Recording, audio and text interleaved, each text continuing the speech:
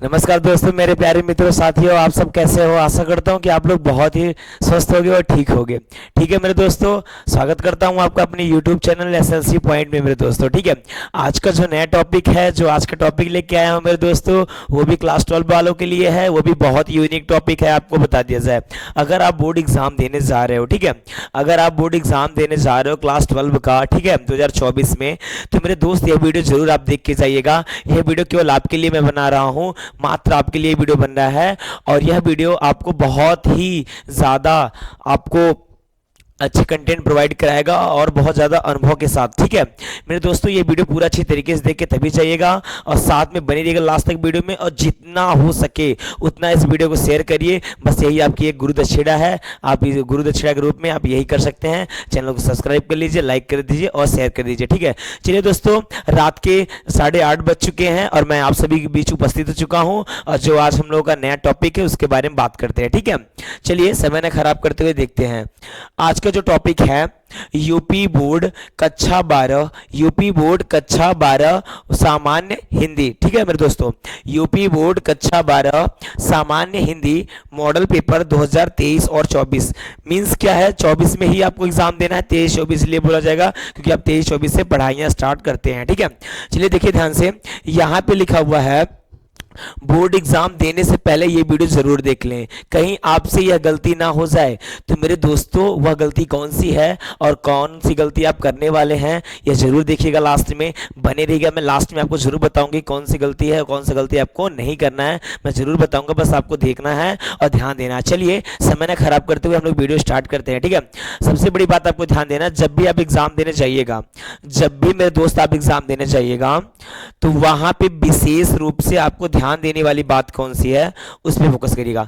विशेष रूप से आपको अपना सब्जेक्ट क्या डालना है, आपको अपना सब्जेक्ट क्या डालना है। जहां पे विषय लिखा होगा, बोले तो सब्जेक्ट, वहां पे आपको सामान्य हिंदी डालना है। क्या मेरे दोस्त, सामान्य हिंदी डालना है मेरे दोस्तों, आपको सब्जेक्ट वहां पे सामान्य हिंदी के अलावा आप हिंदी मत डालिएगा मेरे दोस्त, केवल हिंदी मत डालिएगा मेरे भाई। अगर आप केवल हिंदी डाल के चले जाएंगे तो सबसे बड़ी गलती आप करेंगे, इसको ध्यान में रख के तभी करिएगा। ठीक है, मेरे कहने का मतलब ये है, मेरे कहने का तात्पर्य ये है, आपको सामान्य हिंदी लिखना है क्योंकि आप सामान्य हिंदी पढ़ते हो।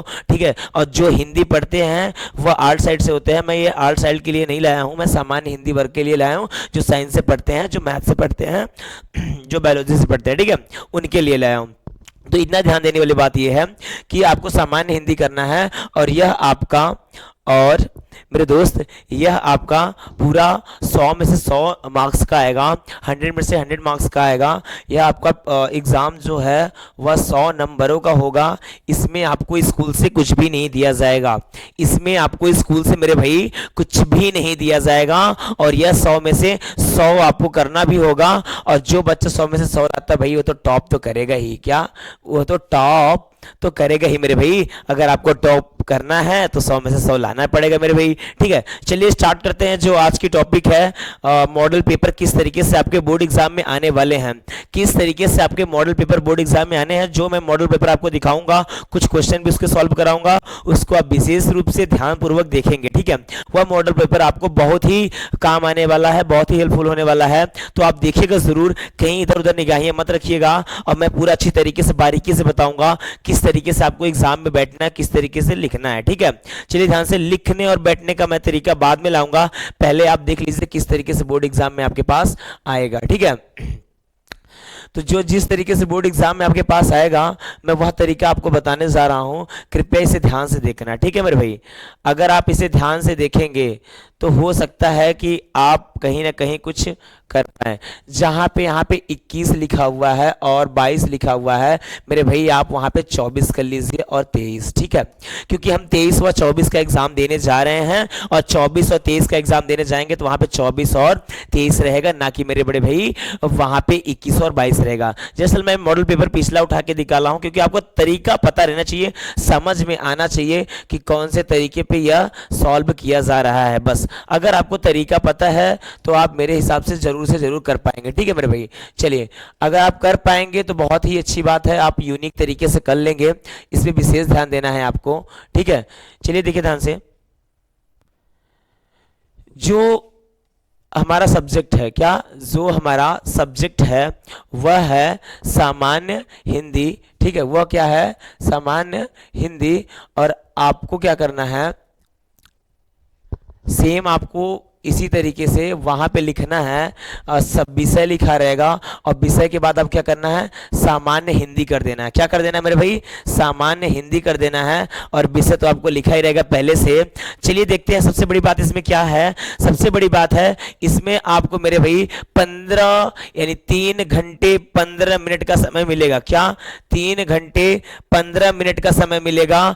इन 3 घंटे 15 मिनट में 15 मिनट में आपको पेपर पढ़ना होगा, बाकी के 3 घंटों में आपको क्वेश्चन सॉल्व करने होंगे। तो इसमें विशेष ध्यान दीजिएगा क्या क्वेश्चन आने वाले हैं और क्या क्वेश्चन हम लोग सॉल्व करने वाले हैं। पहली बात तो बताऊं, मैं आपको पहले ही बता दिया हूं कि 100 का पूर्णांक होने वाला है, 100 का आपका पूर्णांक रहेगा मेरे भाई, और 100 में से 100 आपको सॉल्व करके आना है। क्योंकि मैं आज जो तरीका बता रहा हूं यही सेम इसी तरीके से आपके बोर्ड एग्जाम में आएंगे क्वेश्चन, इससे हटके कुछ भी नहीं आने वाला, इससे हटके मेरे बड़े भाई कुछ भी नहीं आने वाला।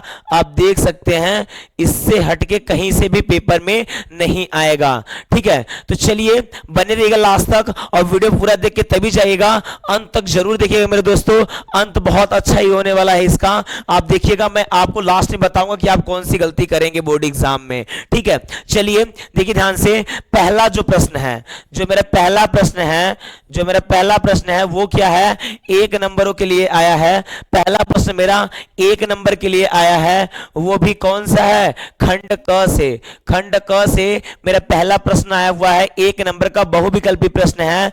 तो वह प्रश्न कौन सा है, शिक्षा का उद्देश्य निबंध लेखक है, शिक्षा का उद्देश्य निबंध के लेखक हैं। मेरे भाई आप बताइए शिक्षा का उद्देश्य के निबंध के लेखक कौन है। पहला जो ऑप्शन है भारतेंद्र हरिश्चंद्र, ऑप्शन सुनते रहिएगा, आपको दिखाई नहीं दे रहा अच्छे से तो आप ऑप्शन सुनते रहिए बस। पहला जो वो है भारतेंद्र हरिश्चंद्र, दूसरे हैं संपूर्णानंद, तीसरे हैं मोहन राकेश और चौथे हैं रामकृष्ण दास। आपके सामने 4 ऑप्शन रहेंगे, इन चारों ऑप्शनों में से किसी एक का टिक करना है, आपको किसी एक का भी आंसर लिखना है और इनमें से चारों में से कोई एक सही है, इन चारों में से किसी एक का आंसर आपको देना है मेरे भाई। तो आप इसे कुछ अच्छी तरीके से दीजिएगा आंसर, ठीक है। चलिए अब आप जरा मुझे बताइए, इसमें से आपको आंसर पता है, इसमें से आपको आंसर पता है शिक्षा का उद्देश्य निबंध के लेखक कौन है, जरा मुझे बताइए शिक्षा के उद्देश्य के निबंध के लेखक कौन है। नहीं पता, मैं आपको बता दे रहा हूं, संपूर्णानंद। कौन, संपूर्णानंद शिक्षा के उद्देश्य के निबंध के लेखक हैं, ठीक है। शिक्षा के उद्देश्य के निबंध के लेखक संपूर्णानंद हैं। आप रिवाइज भी करते चलिए और याद भी करते चलिए इसी बल पे, ठीक है। रिवाइज भी करते चलिए और याद भी करते चलिए, बहुत मजा आने वाला है। बस आप एक एक क्वेश्चन को देखिएगा। दूसरा जो है पहले का ख, पहले नंबर का आपको ख सॉल्व करने के लिए मिला है, यहां पे पहले नंबर का ख सॉल्व करने के लिए मिला है। पर प्रश्न क्या है जो आपका, लल्लू लाल की रचना है, लल्लू लाल की रचना क्या है, ऐसा भी क्वेश्चन आएगा, लल्लू लाल की रचना क्या है और लल्लू लाल की रचना है, ऐसे क्वेश्चन आएंगे आपके सामने। तो इसमें आपके पास 4 ऑप्शन है, पहला है सुख सागर, दूसरा है प्रेम सागर, तीसरा है परीक्षा गुरु और चौथा है रानी केतकी की कहानी। रानी केतकी की कहानी आपके पास 4 ऑप्शन ओपन हो चुके हैं और प्रश्न क्या है, लल्लू लाल की रचना है, यानी लल्लू लाल की रचना कौन सी है या लल्लू लाल की रचना है। इन चारों ऑप्शन में से एक ऑप्शन आपका करेक्ट है, एक ऑप्शन आपका सही है। जरा मुझे बताइएगा लल्लू लाल की रचना कौन सी होती है या लल्लू लाल की रचना कौन है, ठीक है। आपके पास 4 ऑप्शन है, चारों ऑप्शन में से मैं आपको बताऊं, चारों ऑप्शन में से आपका option number second Prem Sagar, आपका option number second Prem Sagar correct है? बताइए, आप मुझसे पहले करेक्ट किए थे या मेरे साथ में करेक्ट कर रहे हैं? आप मुझसे पहले करेक्ट किए थे या मेरे साथ में करेक्ट कर रहे हैं? बताइएगा जरूर मेरे दोस्त। ठीक है, इससे क्या होगा, पता चलता रहेगा ना कि आप कितने क्वेश्चन को पढ़ के आए घर से और कितने क्वेश्चन को यहां पे सॉल्व कर रहे हैं मेरे साथ। वही बच्चा 100 में से 100 लाएगा जो आज इस क्वेश्चन को पूरा अच्छी तरीके से बिना मेरे सहायता के सॉल्व कर लेगा। वही बच्चा आज फर्स्ट आएगा, यहाँ पे फर्स्ट बोले तो वही टॉप करेगा। तीसरा जो प्रश्न है, पर्दा कहानी के लेखक का नाम बताइए। पर्दा कहानी के लेखक का नाम बताइए, जल्दी करिए, कमेंट बॉक्स में कमेंट करिए। आप सभी के बीच में इस टाइम प्रेजेंट हूं। रात के 8:45 से 46 मिनट हो चुके हैं। आप सभी के बीच में उपस्थित हूं। आप जरा मुझे बताइए, पर्दा कहानी के लेखक कौन है? पर्दा कहानी के लेखक कौन है, जरा मुझे बताइएगा। जितना जल्दी हो सके उतना जल्दी कमेंट करिए। Option number A Premchandra, B यानी दूसरा जयशंकर, तीसरा अमरकांत और चौथा यशपाल। इन चारों ऑप्शन में से कोई एक ऑप्शन आपका यानी कोई एक आंसर करेक्ट है, जरा आप बताने का प्रयास करिए और जल्द से जल्द कमेंट बॉक्स में कमेंट करिए आंसर। ठीक है, तो मैं आपको बताऊं, अगर आप नहीं कर पाए होंगे तो मैं बताता हूं। आईबी यानी कि यशपाल जी पर्दा कहानी के लेखक हैं। यशपाल जी पर्दा कहानी के लेखक हैं। आपका क्वेश्चन 1 नंबर का था मेरे दोस्त, यह आपका क्वेश्चन 1 नंबर का था। अभी तक मैंने 3 नंबर तक का मैंने क्वेश्चन सॉल्व कराया है। ठीक है, 3 नंबर तक का क्वेश्चन मैंने अभी तक सॉल्व कराया आपको। यह आपका 1 नंबर का था। चलिए अगला जो पहले का घ है, पहले का घ से आपको 5 नंबर के क्वेश्चन पूछे जाएंगे। पहले के घ से आपको 5 नंबर क्वेश्चन पूछे जाएंगे। 3 हो गए, चौथा यानी घ नंबर हम लोग चल रहे हैं। आवारा मसीहा के रचनाकार कौन है? बहुत ही फेमस है ये चीज भाई, बार बार पूछे जाने वाली चीज है ये। आवारा मसीहा के रचनाकार कौन है? पहला विष्णु प्रभाकर, दूसरा राम वृक्ष बेनीपुरी, तीसरा राहुल संकृत्यायन और चौथा रागे राघव। ठीक है, रांगे राघव। यहां आपके पास 4 ऑप्शन ओपन हो चुके हैं। इन चारों ऑप्शनों में से कोई एक करेक्ट है, कोई एक सही है। जरा मुझे फटाफट आंसर में यानी कमेंट बॉक्स में आंसर फटाफट दीजिएगा कि इन चारों में कौन सा सही है। जल्दी बताइए, इन चारों में कौन सा ऑप्शन सही है? जरा मुझे जल्द से जल्द कमेंट करिए, जल्दी, जितना जल्दी हो सके। मैं बताता हूं आपको, आप मिलाइएगा जरूर। विष्णु प्रभाकर आवारा मसीहा के रचनाकार हैं। आपका 1 नंबर और भी कंप्लीट हो चुका है, यानी कि आप 4 नंबर कंप्लीट कर चुके हैं। ठीक है, जिनका चारों ऑप्शन सही था वो 4 नंबर यहां से उन्हें मिल गया। उनका 4 का 4 सही था, उनको 4 नंबर यहां से मिलते हैं। आप अपना नंबर भी काउंट करते चलिएगा कि आपको कितने नंबर मिल रहे हैं और आपने कितना राइट किया था। ठीक है, चलिए अगला प्रश्न देखते हैं। अगला प्रश्न जो है वह है अंगा नंबर है बाणभट्ट की आत्मकथा के लेखक। बाणभट्ट की आत्मकथा के लेखक कौन है? पहला ऑप्शन है महावीर प्रसाद द्विवेदी, दूसरा है सरदार पूर्ण सिंह, तीसरा है वासुदेव शरण अग्रवाल और चौथा है हजारी प्रसाद द्विवेदी। इन चारों ऑप्शनों में से कोई एक करेक्ट है। आप जरूर कमेंट्स बॉक्स में कमेंट करिए जल्द से जल्द आंसर को कि कौन सा। मैं कमेंट सबका पढ़ता हूं और मैं कमेंट पढ़ने वाला हूं, आप कौन सा कमेंट कर रहे हैं। ठीक है, जल्दी बताइए, मुझे जल्दी बताइए। मैं कमेंट बॉक्स में कमेंट चेक कर रहा हूं सबका, जल्दी कमेंट करिए। ऑप्शन कौन सा सही है, जल्दी करिए।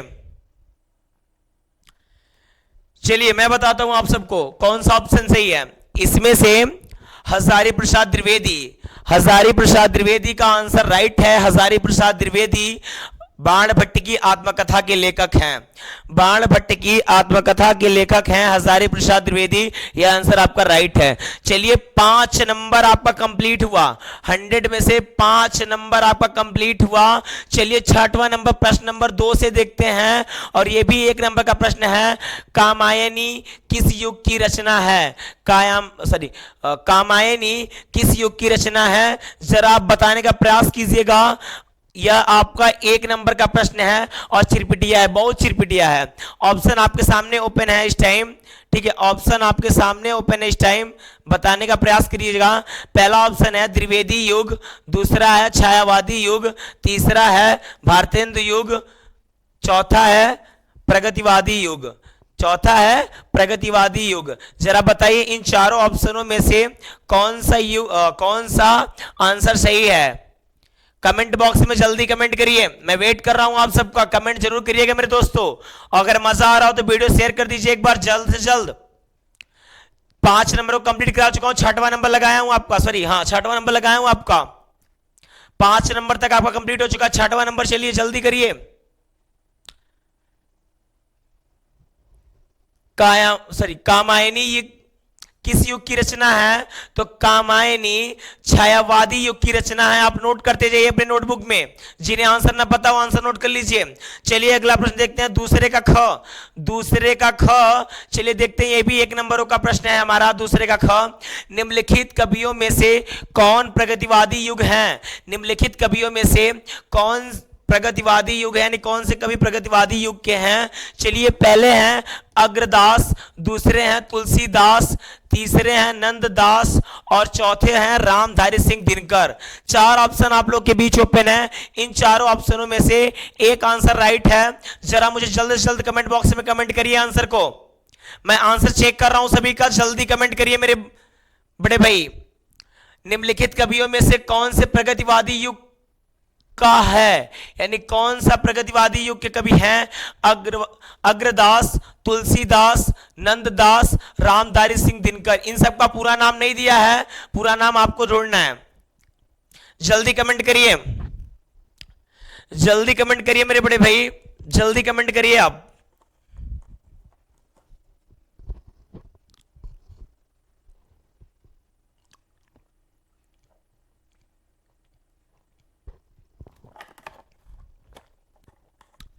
चलिए जल्दी कमेंट करिए, मैं बता रहा हूं आप सबको।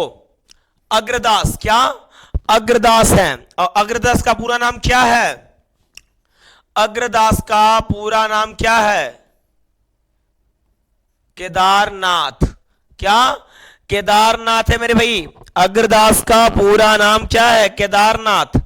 केदारनाथ अग्रदास, उनके लास्ट में जरूर आपको लिखना है केदारनाथ अग्रदास। इनका पूरा नाम ये है, आपको क्वेश्चन में पूरा नाम नहीं दिया है, ठीक है। चलिए अगला प्रश्न जो है प्रश्न नंबर ग, तार सप्तक का प्रकाशन कौन वर्ष यानी कौन से वर्ष में हुआ था? तार सप्तक का प्रकाशन कौन से वर्ष में हुआ था? आपका 1 नंबर का प्रश्न है, 1 नंबर का प्रश्न, जल्दी कमेंट बॉक्स में करिए। 1941, 1943, 1954 और 1947, जल्दी करिए। मैं आपको बताता हूं 1943 ईस्वी में हुआ था। तार सप्तक का प्रकाशन 1943 ईस्वी में हुआ था। चलिए द्विवेदी युग की रचना नहीं है, आपके पास 4 ऑप्शन है, इनमें से किसी एक ऑप्शन यानी कोई एक ऑप्शन गलत है जो कि द्विवेदी युग की रचना हुआ नहीं है। जरा बताइएगा कौन सी द्विवेदी युग की रचना नहीं है, ठीक है, बताइए मेरे हिसाब से। प्रिय प्रवास पहला ऑप्शन है, दूसरा है साकेत, तीसरा है भारत भारती, चौथा है कामायनी।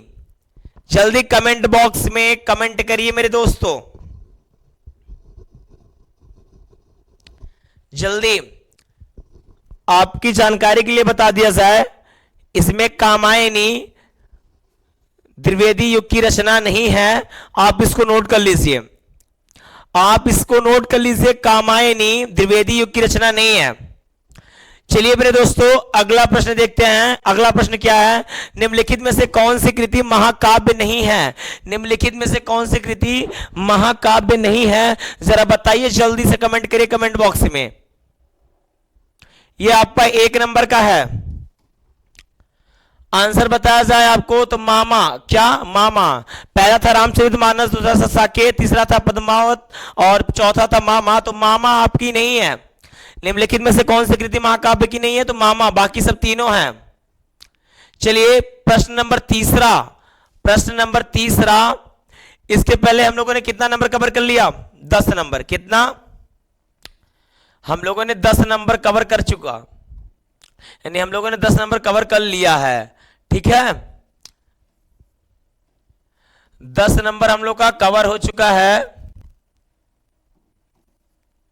और इसके बाद चलिए देखते हैं कितना नंबर हमें और कवर करना है। चलिए इधर लिख दे रहा हूं, 10 नंबर हम लोग कवर हो चुका है। प्रश्न नंबर तीसरा से देखते हैं क्या है प्रश्न, जरूर ध्यान से देखिएगा। दिए गए गद्यांश आधारित निम्नलिखित प्रश्नों के उत्तर दीजिए। जो नीचे यहाँ पे गद्यांश लिखा हुआ है इसी को आप पढ़िए और इसी के अकॉर्डिंग आप आंसर देना है।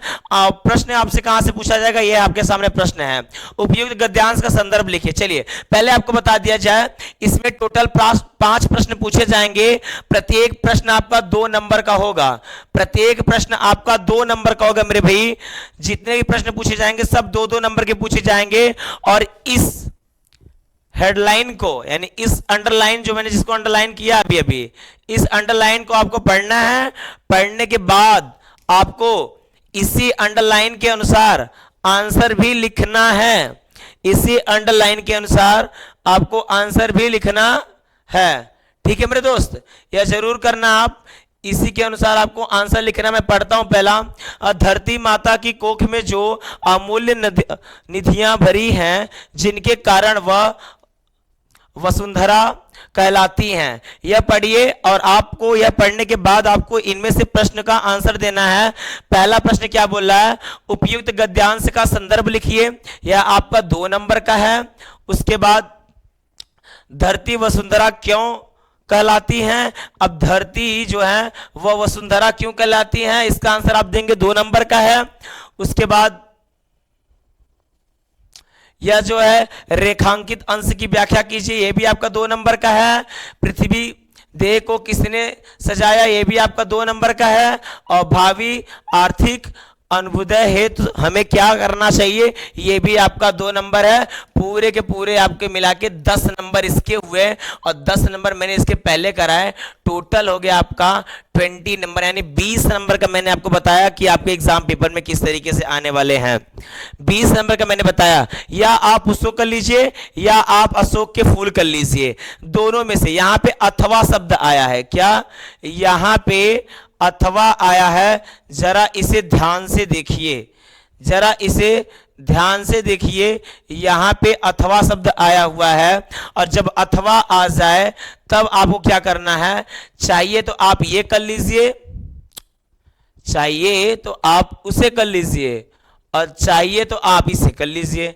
चाहिए तो आप इसे करिए जो प्रश्न पूछा, चाहिए तो अगर आप ये नहीं करना चाहते तो आप इसको करिए, अशोक के फूल वाले को। अशोक के फूल वाले को कर लीजिए, ये भी आपका 10 ही नंबर देगा। 5 प्रश्न आपसे पूछा रहेगा। देखिए आप उससे 5 प्रश्न पूछा है, इन 5 प्रश्न के आपको आंसर देने हैं। और सब यानी जितने प्रश्न हैं वो सब एक एक करके 2-2 नंबर के हैं। क्या? एक एक करके 2-2 नंबर के हैं यह प्रश्न। देखिए एक एक करके 2-2 नंबर के हैं यह प्रश्न। ठीक है, एक एक करके 2-2 नंबर के हैं आपके ये प्रश्न। ठीक है,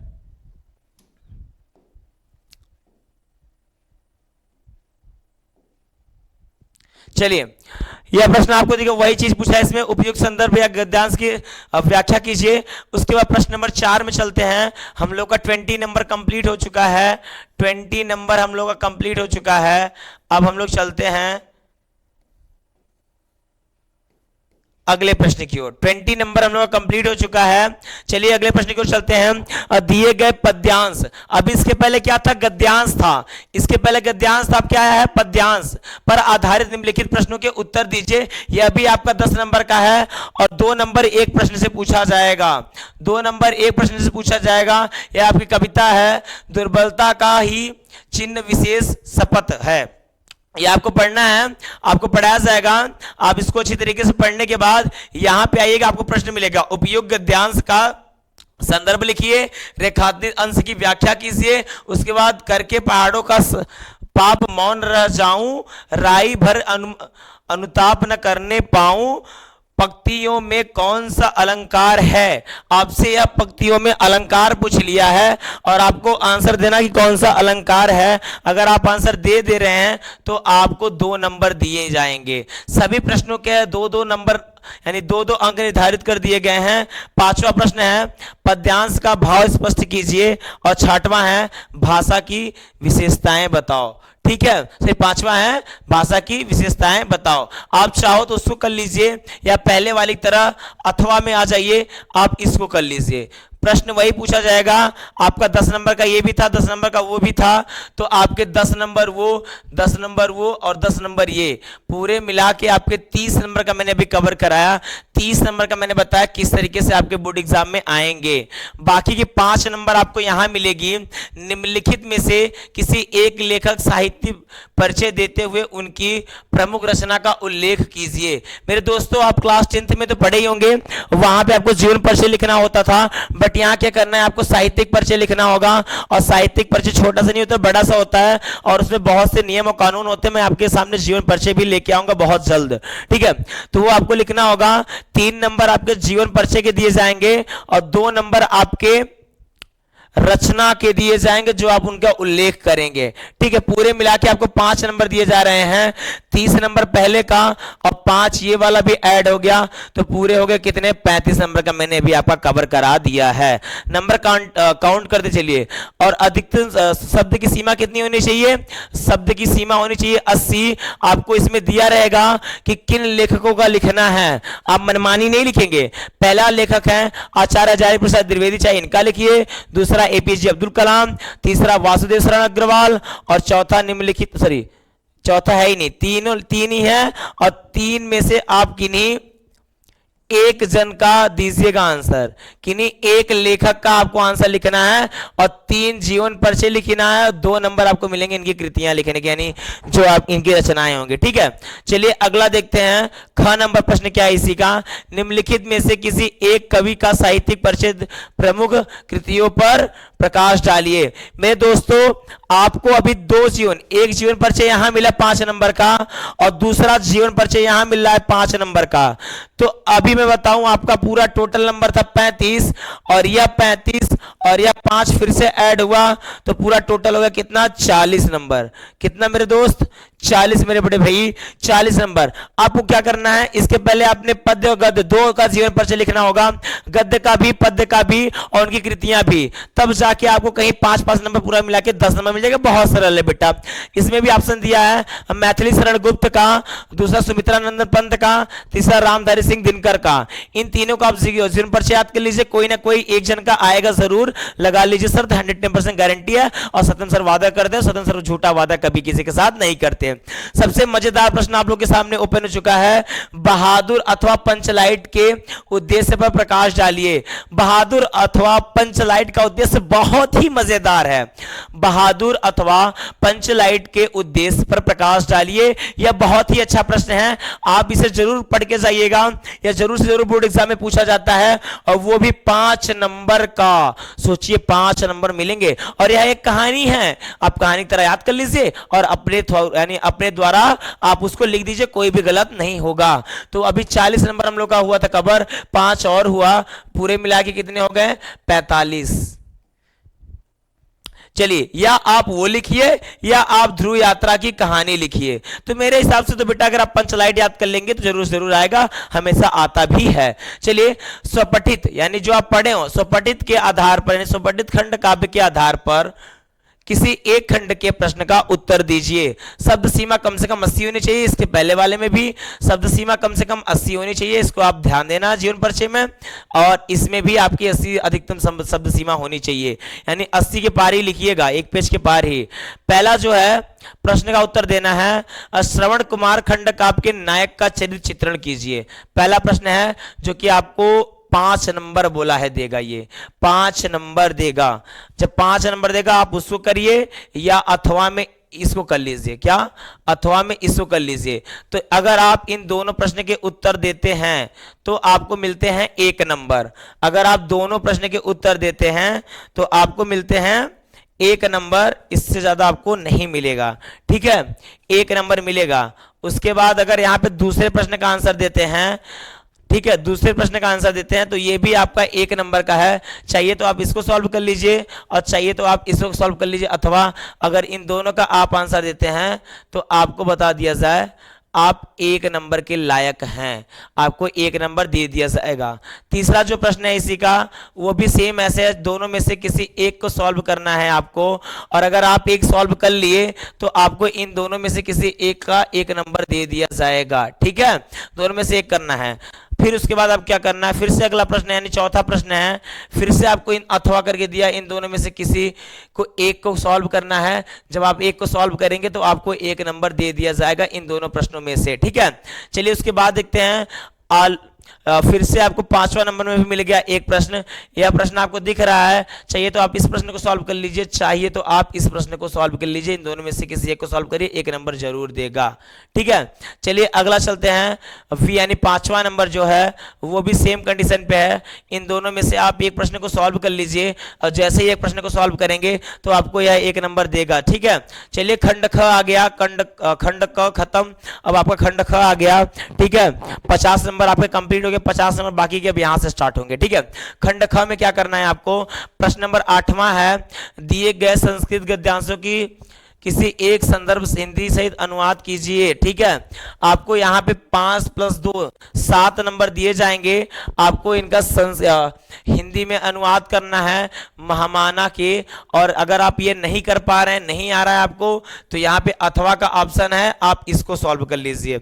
इन्हीं दोनों में से किसी एक का आपको क्या करना है, हिंदी में अनुवाद करना है। अगर आप अनुवाद कर लेते हैं तो आपको 7 नंबर दिए जाएंगे।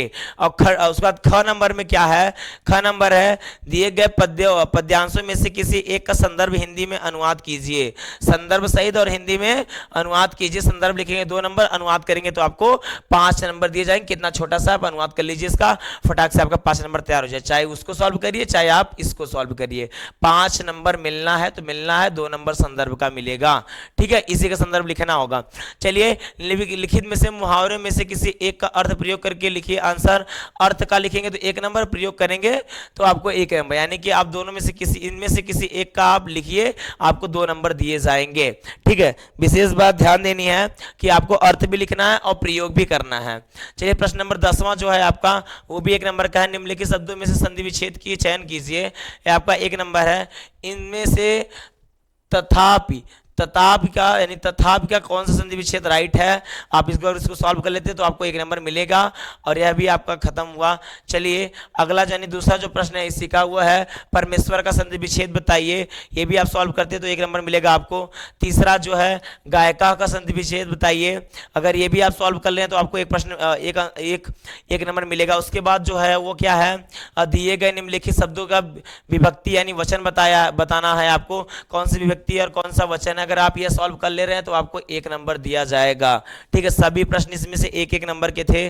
चलिए 11वां प्रश्न देखते हैं। 11वां प्रश्न क्या है, निम्नलिखित शब्दों का युग्मों का सही अर्थ चयन करके लिखिए। जो शब्द हैं उनके सही अर्थ चयन करके आपको लिखना है। पहले का वसन और व्यसन होता है, तो जरा मुझे बताइए, विवश और व्याकुल होगा या कवच और भोजन होगा, इनमें से कोई एक सही है। अगर आप सही कर लेते हैं तो आपको 1 नंबर दिया जाएगा। ठीक है, उसके बाद चलिए बी में क्या है, अंबुज और अम्बुद का है। इन दोनों में से 4 ऑप्शन है, बादल और समुद्र, जल और कमल, कमल और बादल और समुद्र और कमल। इन चारों ऑप्शन में से कोई एक सही है। अगर आप सही कर लेते हैं तो आपको फिर से 1 नंबर दिया जाएगा। चलिए ख नंबर देखते हैं इसी का, निम्नलिखित शब्दों में से किसी एक शब्द के 2 अर्थ लिखिए। एक शब्द है और उसके 2 अर्थ हो गए, जैसे कि अंबर है तो अंबर को हम और क्या बोल सकते हैं, पट है, पट को और हम क्या बोल सकते हैं। इनमें दोनों, इन्हीं चारों में से किसी एक का लिखना है अर्थ, और अगर आप ये कर लेते तो आपको 1 नंबर दिया जाएगा। चलिए निम्नलिखित में से वाक्यों के वाक्यांशों के लिए एक शब्द का चयन करिए। ठीक है, जैसे कि जो आंखों के सामने हो उसे क्या कहते हैं, जो आंखों के सामने उसे क्या कहेंगे, नेत्र सम्मुख या प्रत्यक्ष, या आंखों के आगे या प्रत्येक आंख। ठीक है, अगर ये है तो आप सही बोलते हैं तो 1 नंबर आपको मिलते हैं। चलिए, जो सेकंड में प्रश्न है, जानने की इच्छा रखने वाला जानकार होता है, ज्ञानी होता है या जिज्ञासु होता है? आप बताइए क्या होता है, या बुद्धिमान होता है? अगर आप बता लेते हैं तो आपको 1 नंबर दिया जाएगा। ध्यान सुनते रहिएगा, बस कान लगा के। निम्नलिखित में से किन्हीं 2 वाक्यों के शुद्ध करके लिखिए, यानी शुद्ध करके लिखना है आपको। 1+1 यानी 2 नंबर मिलेंगे।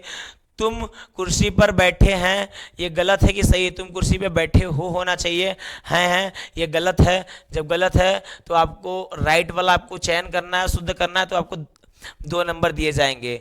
उसके बाद 12 नंबर प्रश्न है, वीर रस अथवा हास्य रस का परिभाषा लिखिए। वीर रस और अथवा हास्य रस का परिभाषा लिखिए। अगर आप वीर या हास्य रस का परिभाषा लिखते हैं, उदाहरण भी लिखते हैं उनका, तो आपको 2 नंबर प्रोवाइड किया जाएगा।